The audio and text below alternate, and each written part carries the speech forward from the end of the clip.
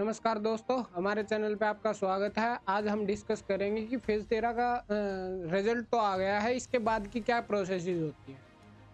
तो सबसे पहले फेज़ 13 के एप्लीकेशन डेट थी 2 जून 2025 और 2423 वैकेंसी थी जो पिछले साल के कंपैरिजेबल है। उसके बाद आते हैं हम एक टाइमलाइन देखने की कोशिश करते हैं कि फेज़ 11, 12 और 13 और 14 में क्या कुछ रहेंगी और रही हैं अब तक 11 और 12 में। रिजल्ट हो चुका आउट, हमें उससे कुछ लेना देना नहीं है, तो उससे आगे की प्रोसेस का टाइम देख लेते हैं। 15 सितंबर को रिजल्ट आया फेज 11 का और स्क्रूटनी की लास्ट डेट थी 2 अक्टूबर। 8 नवंबर को 1 महीना 6 दिन के बाद आपको स्क्रूटनी का रिजल्ट दे दिया था। मैं आपको पूरी प्रोसेस बताऊंगा क्योंकि ये इतनी लंबी चलने वाली प्रोसेस है कि इसमें ही करीब करीब 1 साल 1.5 साल लग जाता है। उसके बाद फेज 12 की बात करेंगे। 30 अगस्त को रिजल्ट आया था और 24 सितंबर को इसकी स्क्रूटनी की लास्ट डेट थी जो अभी चल रही है स्क्रूटनी, उसकी बात कर रहा हूं मैं। और 28 अक्टूबर को 1 महीना 4 दिन 1 महीना 4 दिन आपका स्क्रूटनी का रिजल्ट आया था कि जिसके अंदर बताते हैं कि किस किस कैंडिडेट ने कौन कौन से डॉक्यूमेंट अपलोड नहीं करे हैं। तो अब आता हमारा प्यारा फेज 13 जिसका एडुकेटी ने टेस्ट लिया था और ये चेयरमैन साहब ने लिया था एडुकेटी का टेस्ट कि कैसे एग्जाम कराते हैं। तो 3 मार्च को स्क्रूटनी की लास्ट डेट है, इससे 1 महीना ऐड कर लेते हैं और 1 हफ्ता ऐड कर लेते हैं, 1 वीक ऐड कर लेते हैं और सेफर साइड 6 और 4 दिन लिए हैं तो 1 हफ्ता सेफर साइड के लिए ऐड कर लेते हैं। यानी कि आपका स्क्रूटनी का रिजल्ट 10 अप्रैल के आसपास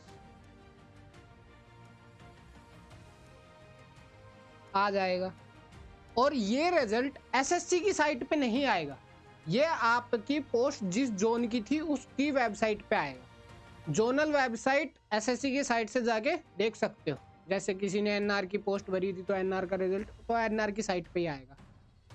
अब बाकी की प्रोसेस देख लेते हैं हम। मैं जो बात बताऊंगा वो डॉक्यूमेंट से देख के बताऊंगा, तो ऐसा नहीं है कि हवा में तीर चल रहे हैं। तो सबसे पहले डिपार्टमेंट है जिसकी पोस्ट निकली हुई है, मान लो किसी की दिल्ली जल बोर्ड में थी या किसी में भी थी, तो एमईएस में थी, तो वो अपनी प्रिलिमिनरी स्क्रूटनी करेगा। जो आप डॉक्यूमेंट अब अपलोड कर रहे हो ना उनकी स्क्रूटनी होगी और उसके बाद वो स्टेटस रिपोर्ट है वो अपडेट करेगा एसएससी के जोनल हेडक्वार्टर में, वो अपलोड करेंगे साइट पे, वो आप लोग देखोगे। 2 चांसेस हो सकते हैं, वो आएगी आपकी 10 अप्रैल के आसपास। अब 2 चीजें हो सकती हैं आपके साथ, उस लिस्ट में या तो आप एलिजिबल दिखा दिया जाए या फिर आपको रिजेक्ट कर दिया जाए। रिजेक्ट हो जाओगे तो भी दिक्कत वाली बात नहीं है, अभी बताऊंगा आगे क्यों नहीं है। अगर आप एलिजिबल हो तो आपको कुछ करने की जरूरत नहीं है, आराम से बैठ के बाट देखो कि हाँ भाई कब फाइनल रिजल्ट आए। ये फाइनल रिजल्ट नहीं होगा, आप भी मैं बता रहा हूँ। अगर आप होते हो रिजेक्ट कि मान लो कोई डॉक्यूमेंट गलत अपलोड कर दिया है, कुछ डॉक्यूमेंट अपलोड नहीं कर पाए हो या उनके समझने में दिक्कत रह गई हो कि हाँ भाई इसने तो करा था डॉक्यूमेंट अपलोड बट उनको समझ नहीं आया हो, कई सारे एक साथ पीडीएफ अपलोड कर देते हैं तो बता नहीं पाते, तो उन चीज़ों का ऊपर रिजेक्शन लिस्ट आ जाएगी आपकी। अगर आप रिजेक्ट होते हो तो आपको 10 दिन का 7 से 10 दिन का नोटिस में दे रखा है, 10 दिन का, पर 7 दिन का 7 दिन से 10 दिन के बीच वेरी करता है टाइम पीरियड जोन के हिसाब से। तो 10 दिन इन रिजेक्शन वालों को, जो एलिजिबल हो गए उनको कुछ नहीं करना, बट जो रिजेक्ट हो गए हैं उनको 10 दिन का टाइम दिया जाएगा रिप्रेजेंटेशन डालने की, वो मेल पे हो सकता है, साइट पे हो सकता है। अब एसएससी नई नई चीज़ें लेके आ रखा है तो पता नहीं क्या ले आए, जोनल की वेबसाइट पे ही दे दे कि दोबारा डॉक्यूमेंट्स अपलोड करे, या मेल आईडी दे देता है जो पिछली बार हुआ था। तो वो रिप्रेजेंटेशंस आपको डालनी होती हैं कि भाई मैंने ये डॉक्यूमेंट अपलोड करा था लेकिन आपने देखा नहीं या क्या नहीं हुआ, आप वो दोबारा डॉक्यूमेंट देते हो, या एजुकेशनल क्वालिफिकेशन हो गई या आपका एक्सपीरियंस हो गया, वो सारी चीज़ें आप 10 दिन के अंदर डाल सकते हो इनके पास। उसके बाद एक लिस्ट और जारी करेगा, एसएससी की साइट पे ही आएगी ये लिस्ट भी, लेकिन प्रिपेयर कौन करेगा? User department. जैसे पटना का जल बोर्ड हो गया या जो भी हो गया, एमईएस हो गया या मिनिस्ट्री ऑफ डिफेंस के अंडर में हो गए, तो वो यूजर डिपार्टमेंट जिसके अंदर पोस्ट निकली हुई है वो इस लिस्ट को जारी करेगा। कहाँ पे जारी करेगा? एसएससी की जोनल वेबसाइट पे। उसके बाद जो जो बच्चे एक्सेप्ट हो गए, इसके बाद होगा क्या? इसके बाद जो जो बच्चे एक्सेप्ट हो गए, आपने रिप्रेजेंटेशन डाल दी, उसके बाद एक लिस्ट आएगी एक्सेप्टेड वाली और रिजेक्टेड वाली। जो रिजेक्ट हो गए वो बाहर हो गए, अगले पेपर की तैयारी करना। लेकिन जो एक्सेप्ट हो गए उनको वेट करना पड़ेगा इनफाइनाइट टाइम।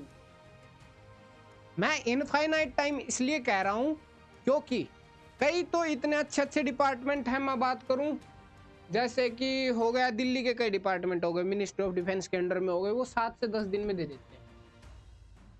7 से 10 दिन में आपको डॉक्यूमेंट वेरिफिकेशन के लिए बुला लिया जाएगा।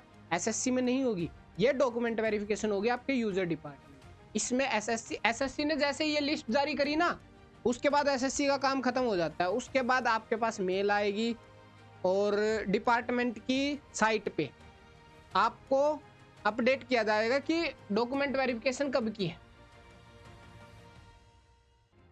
जितनी पोस्ट होंगी उसके 2 गुना बच्चों को डॉक्यूमेंट वेरिफिकेशन के लिए, या जितने बच्चे हुए हैं, कई डिपार्टमेंट में होता है कि 4-5 पोस्ट बची हुई हैं और 10-12 ही बच्चे हैं, तो 10-12 बच्चों को ही बुला लेते हैं कि डॉक्यूमेंट वेरिफिकेशन करा लेते हैं, बाद में ज्वाइनिंग के टाइम पे देख लेंगे। तो डॉक्यूमेंट वेरिफिकेशन के लिए बुला लिया जाएगा। वो डॉक्यूमेंट वेरिफिकेशन होने के बाद सिर्फ बचेगी आपकी ज्वाइनिंग। वो ज्वाइनिंग होने में टाइम लगाएगा। कई डिपार्टमेंट ऐसे होते हैं 10 दिन में दे देते हैं, डॉक्यूमेंट वेरिफिकेशन के बाद की बात कर रहा हूँ। कई ऐसे डिपार्टमेंट होते हैं फेज 11 का रिजल्ट अब दिया है, अब रिसेंटली, जिसके लिए बहुत ट्विटर कैंपेन वगैरह चले थे। तो इस एग्जाम की, जो स्पेशल इस एग्जाम की तैयारी करता है, वो बच्चा कितना परेशान रहता होगा। I can understand this thing, but शायद जो बैठे हैं वहाँ पे उनको ये समझ नहीं आती कि एक फिक्स टाइम पीरियड होना चाहिए जिसके जरिए बच्चों को पता लगे कि हाँ भाई 10 दिन बाद तो आ ही जाएगा। उसके बाद आपकी डॉक्यूमेंट वेरिफिकेशन के बाद कुछ नहीं बचता, आपके ज्वाइनिंग हो जाएगी। ज्वाइनिंग लेटर आएगा, पुलिस वेरिफिकेशन होगी, मेडिकल होगा, जो भी होगा डिपार्टमेंट, आपको सारी चीज़ें बता दी जाएंगी। डॉक्यूमेंट वेरिफिकेशन के बाद ज़्यादा टाइम नहीं लगता है मेजर केसेस में। माइनर कोई 1-2 केसेस होते हैं जिनमें टाइम लग जाता है। तो मैं ये जो लिस्ट मैंने बताई थी कि आपकी स्क्रूटनी की लिस्ट लगभग 10 अप्रैल के पास आ जाएगी। उसके बाद 10 दिन आपको रिप्रेजेंटेशन के डालने के मिलेंगे, हो गई 20 अप्रैल। 20 अप्रैल के बाद ये मान लो 1 महीने के अंदर 1 मंथ, यानी कि 15 से 20 मई, 15 से 20 मई आपका फाइनल एक्सेप्टेड और रिजेक्टेड लिस्ट आ जाएगी। उसके बाद डीबी का काम रहेगा, वो डिपार्टमेंट का रहेगा। आज एक चीज की और बात करना चाहूंगा मैं, एसएससी में जो स्कैम चल रहे हैं वो सिर्फ स्क्रीन उठने तक सीमित नहीं है। वो तो पता है, सबको दिख रहे हैं, लैपटॉप्स मिल रहे हैं, सर्वर रहे हैं इनके, वो तो सबको दिख रहा है। मैं एक ऐसी टॉपिक पे बात करना चाहूंगा जो बहुत ही मेजर इशू है एसएससी के अंदर, लेकिन उसके ऊपर बात कोई नहीं करता। क्योंकि अब पिछले 1 साल में जितना नॉर्मल कर दिया गया है चीज़ों को, उस हिसाब से फेज 13 में पेपर कैंसिलेशन के इश्यूज आए। बच्चों ने 3-3 4-4 बार पेपर दिए हैं, जब जाके रिजल्ट आया उनका पेपर कैंसिल करके उसी टाइम पीरियड में दोबारा पेपर लिया, फिर बाद में फिर से री एग्ज़ाम हुआ 29 अगस्त को, उसमें फिर से पेपर लिया और दूर दूर सेंटर्स। एक बच्चा ट्रैवल करके पेपर देने जाता है,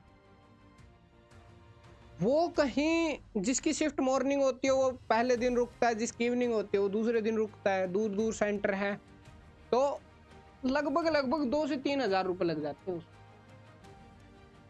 अब ये 2 से 3 हज़ार रुपये एक कैंडिडेट के लिए अफोर्ड करना बहुत बड़ी बात है। चेयरमैन साहब कुंभकर्ण के जैसे सो मत, थोड़ा आंखें खोल के बच्चों के बारे में। एनटीए का पहले ही बंटादार था, उनका और चेयरमैन बना दिया इनको। एसएससी को सुधार लो। अभी एमटीएस में क्या हुआ, 40 एग्जामिनेशन सेंटर में 114 शिफ्ट, एक शिफ्ट में मैं माइनर से माइनस मान के चलूं ना तो 30 से 35 हज़ार बच्चे देते हैं सिर्फ। अब अपनी मैथ कैलकुलेट करके देखो कितने बच्चे इफेक्ट हुए इस चीज से। 114 सेंटर, सॉरी 114 शिफ्ट कैंसिल कर देते हो आप। मजाक बना रखा है चीजों का। एग्जाम ले रहे हो कि बच्चों को भारत भ्रमण करवा रहे हो। बच्चा परेशान होके पेपर देना। आपने डेट सेलेक्ट करवाई थी कि हाँ भाई हम इस पीरियड में इस ब्लॉक में देना चाहते हैं पेपर, आपने उस पे भी नहीं लिया पेपर। चलो आप अपनी मर्जी से डेट दे रहे हो, लेकिन जब पेपर देने जाए बच्चे को तो शांति से पेपर दे लेने दिया करो। उस बच्चे को ये तक नहीं पता होता कंप्यूटर स्क्रीन पे बैठ के कि भाई पेपर कहीं मैं बाहर निकलूं और बाहर निकलने से पहले कैंसिल हो जाए। ये एमटीएस के पेपर में हाल है इनके। मजाक बना रखा है चीजों का। भाई चीजें ठीक होंगी तब होंगी, अपनी तरफ से तैयारी पूरी करो। I can understand, I can feel कि हाँ भाई कितना पेन होता है एक बच्चे को जब वो एग्जाम देने जाता है और उसका सेंटर कैंसिल कर दिया जाता है। वो बच्चे की गलती नहीं है, वो आप लोगों की गलती है। एक पेरेंट क्या सुनाता है कि पेपर क्लियर तो होना नहीं है, नहीं रहने दो, मत दे के आओ पेपर, 2-2 बार पेपर लेना है। या तो सरकारी नौकरी के सपने मत बेचो, जो मोदी जी कह देते हैं कि मैं इतनी नौकरियां देंगे, इतनी नौकरियां देंगे। अगर नौकरियां देनी है तो अच्छे ढंग से दो बच्चों को, जो तैयारी करता है डिजर्विंग कैंडिडेट है उसको नौकरियां दो। आपके स्क्रीन उठ रहे हैं क्या, मेरे को ये नहीं पता, तब बैंकों से सीख लो। फ्रॉड होते हैं वो किसी कंज्यूमर की गलती के कारण होते हैं। बैंक इनके सर्वर बेहुदा सर्वर्स। गुस्सा तो बहुत आता है, क्या करें इस देश में। अगर कुछ बोल दिया तो एंटी नेशनल का ठप्पा लग जाएगा।